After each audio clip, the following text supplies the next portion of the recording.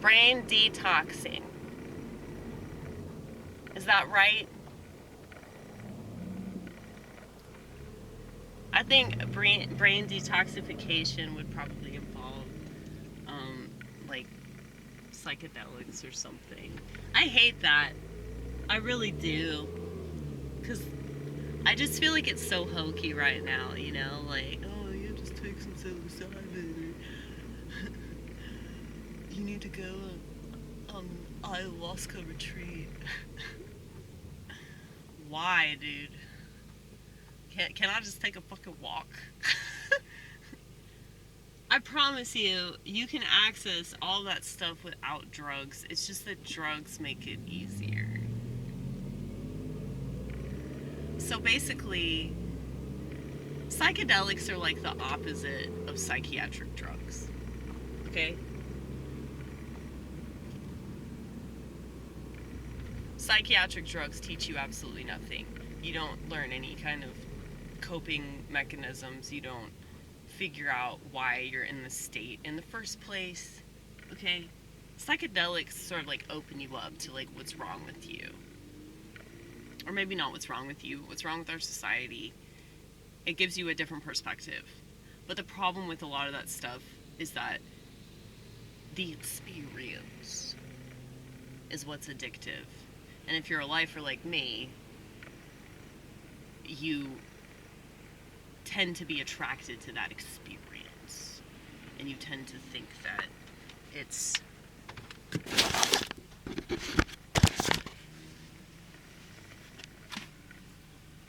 gonna, like, you know, shape you.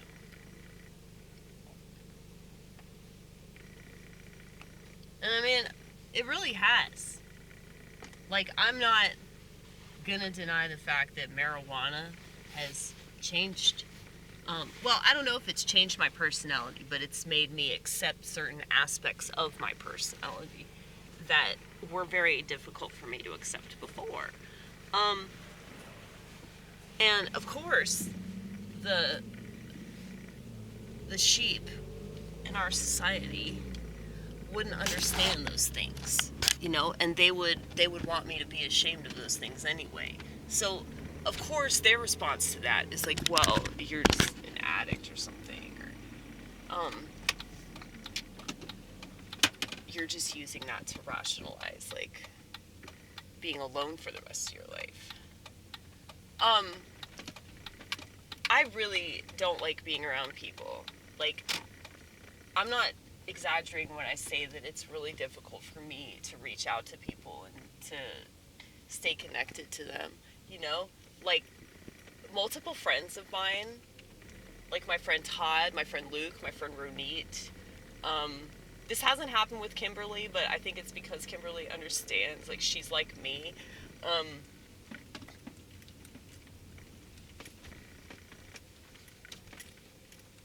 And she's not, like, codependent. I mean, she has her issues. She's, like, I feel like a lot of people I know are, like, extremely codependent.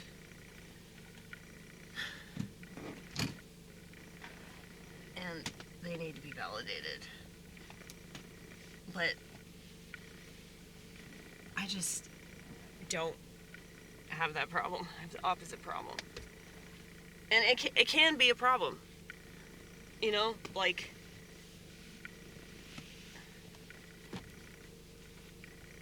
there's a reason why the crazy cat lady trope exists.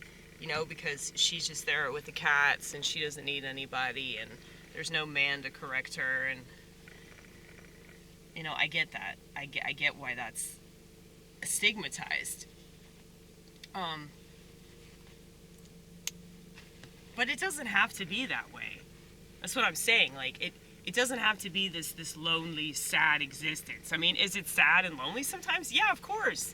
But so is being married. So is being in a relationship that you don't really feel connected to your partner a lot of the time, but you're sticking with them because you love them and you believe in the relationship.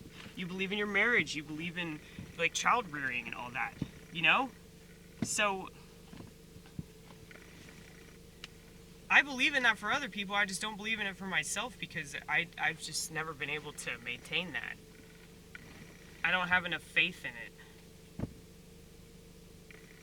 And, you know, people that want companionship, they don't get that. So they think, oh, you must be lying to yourself. You know? And I can understand why they think that, but it's just, I really don't get it.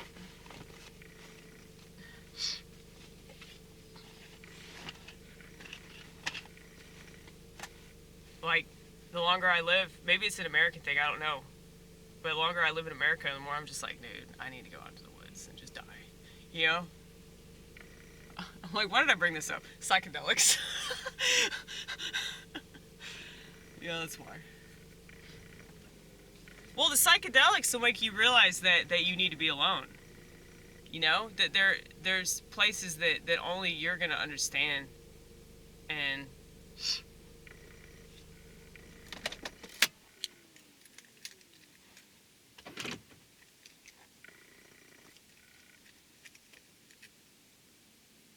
it's like, you know, if you smoke weed, or if you do hallucinogens, psychedelics, okay, they call them hallucinogens because they don't want you to believe what you're seeing. They want you to be convinced that it's not real, even though you just have this access to the spiritual realm that you didn't have access to before. I mean, you could if you were like me, but a lot of people aren't on that level.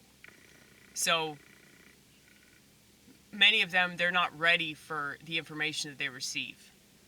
And so because of that, because of their own, like, internalized garbage that's like this track in their head, they're not aware of it. And these drugs, like, make them more aware of it. Okay? That's why people freak out. That's why people have, like, meltdowns and shit. Bad trips, you know? Well, I think the psychiatric drugs are doing that too, but they're not doing it in regards to awareness. So you're, like, not even aware of the fact that it's like people have told me, yeah, I felt like a zombie. But how often does it happen where, like, people will hurt themselves or hurt somebody else and they're not even conscious of it? Like, they feel like they were in a video game or something.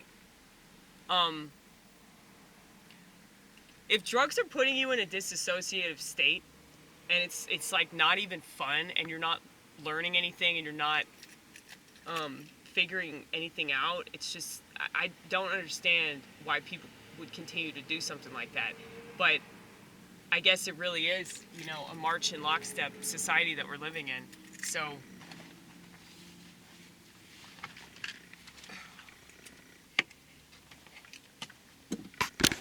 I wish that people were a little bit more creative. But, you know, there's plenty of stuff that will, like, alter your, the chemicals in your brain. It'll enhance your chemistry. You don't need to take drugs to do that. It's just, yeah, drugs are a lot easier. It doesn't make you a bad person. I don't think it makes you a weak person either. I know I say that about people that take medication, but I don't mean it like that. I just hate it when people follow orders. That's all. That's all.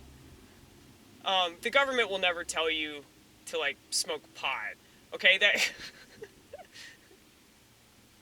the government was arresting people for that not too long ago, and now it's sold in street corners. Okay, you can't tell me that that's not with ill intention. Okay, but yeah, I will say this before I go: you really should do a lot of research into the drugs you do.